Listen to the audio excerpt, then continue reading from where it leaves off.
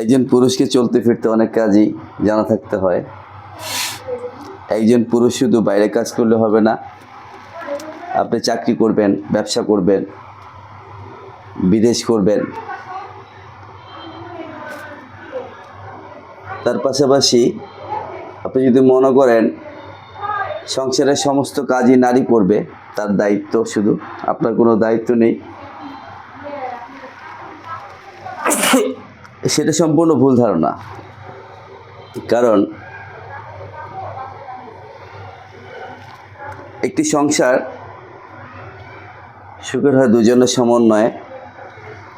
সেই ক্ষেত্রে আপনি বাইরে কাজ করার পর বাসায় যদি আপনি স্ত্রীকে একটু সময় দেন, সেটা রান্নাঘরে হোক, কোথাও বেড়ানোর বিষয় হোক, যে কোনো বিষয়ে যদি আপনি একটু হেল্প করেন, তাহলে দেখবেন স্ত্রী খুশি হবে, সংসারে কোনো ঝামেলা হবে না, অশান্তি হবে না। সংসারের সুখের জন্যে সংসারের মানুষগুলোকে কিভাবে খুশি করা যায় সেই সার্বিক চিন্তাভাবনা করেই আমি আমার সংসার জীবনে টুকিটাকি কাজ স্ত্রীর সাথে ভাগাভাগি করে করি। বাইরের কাজ ছাড়ার পরে আমার হাতে পর্যাপ্ত সময় থাকে, সেই সময়টুকু আমি চেষ্টা করি সংসারে কিভাবে রান্নার কাজে বা বিভিন্ন কাজে স্ত্রীকে সহযোগিতা করা যায়।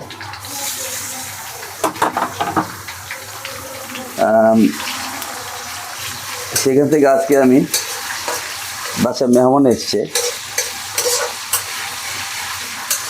তাদের জন্য একটু লুডুস পাকানো হচ্ছে। এই লুডুসটাই মাঝে মধ্যে পাকাই, কারণ আমার হাতে লুডুস রান্না নাকি আমার স্ত্রী খুব পছন্দের, আমার সন্তানরাও পছন্দ করে, আমার দুজন সন্তান।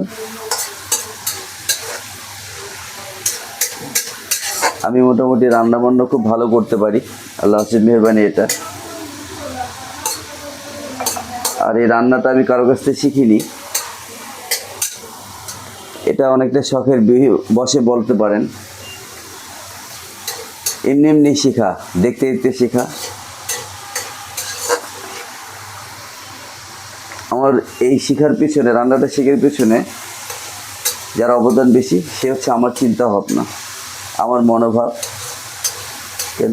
আমি মনে করি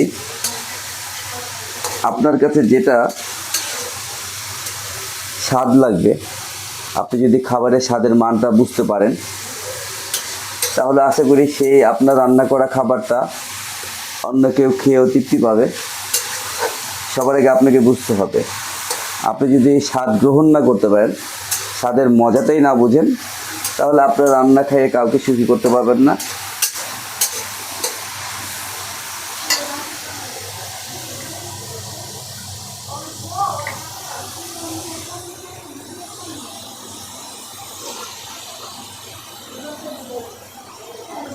সবজি লুডুসটা আমার খুব পছন্দের। লুডুসটা একটু সবজি দিয়ে পাকালে সবজিটাও খাওয়া হলো, লুডুসটাও খাওয়া হলো।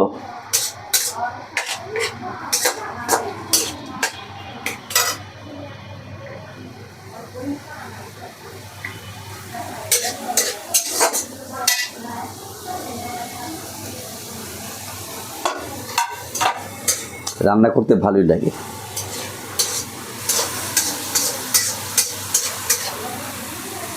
আমার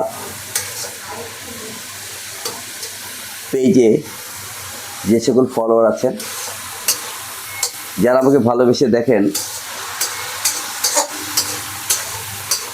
এই ফলোয়ারদের মধ্যে যারা সাংসারিক লোকজন আছেন, আমার মতো সংসার জীবনে ঢুকে পড়েছেন, তারা একটু কষ্ট করে মাঝে মধ্যে শখ করে স্ত্রীর সাথে রান্নাবান্না করে দেখবেন, বা বাসায় নিজে নিজে রান্না করবেন, দেখবেন ভালোই লাগে, খারাপ লাগে না। এতে আপনি নিজের অভিজ্ঞতা, রান্নার বিষয়ে অভিজ্ঞতা অর্জন হবে, পাশাপাশি আপনার স্ত্রী, আপনার সন্তানেরা খুশি হবে।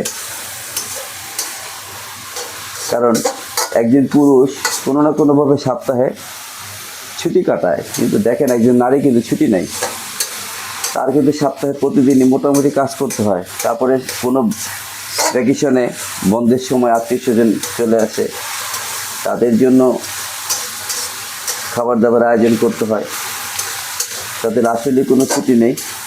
আপনি যদি একটু রান্নাবান্নাতে সহযোগিতা করেন, ধোয়া পাকাইতে সহযোগিতা করেন, তাহলে তাদেরও একটু মনটা খুশি হয়, তৃপ্তি পায় যে না, আমার সঙ্গী আমার কাজে যথেষ্ট সহযোগিতা করে। চেষ্টা করুন, যাদের অভ্যাস নেই তারা একটু রান্নাবান্না করার চেষ্টা করুন, দেখবেন ইনশাআল্লাহ ভালোই লাগবে। আপনারা যারা রান্না করতে পারেন, আমার মতো অভ্যস্ত, আমার মতো যারা সংসারে সময় দেন রান্নাবান্নাতে, তারা আপনাদের মতামত একটু জানাবেন।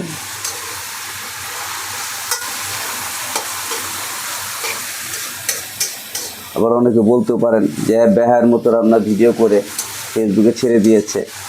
এটা আসলে বেহাপনার কিছু না। আমাকে দেখে যদি কেউ শিখতে পারে, আমাকে দেখে অনুপ্রাণিত হয়ে কেউ যদি এই কাজটা করতে পারে, তাহলে তো আমি ধন্য, নিজেকে ধন্য মনে করব। রান্না চলমান আছে ইনশাল্লাহ। এই দেখুন বাগার হচ্ছে আস্তে আস্তে, কি সুন্দর কালার।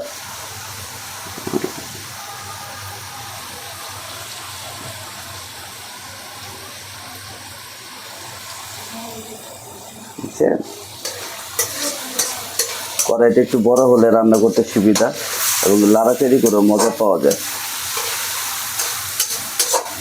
ভাইয়েরা রান্নার সময় একটু বড় কড়াই নেবেন, তাহলে নিজেকে একটু শেফ শেফ মনে হয়।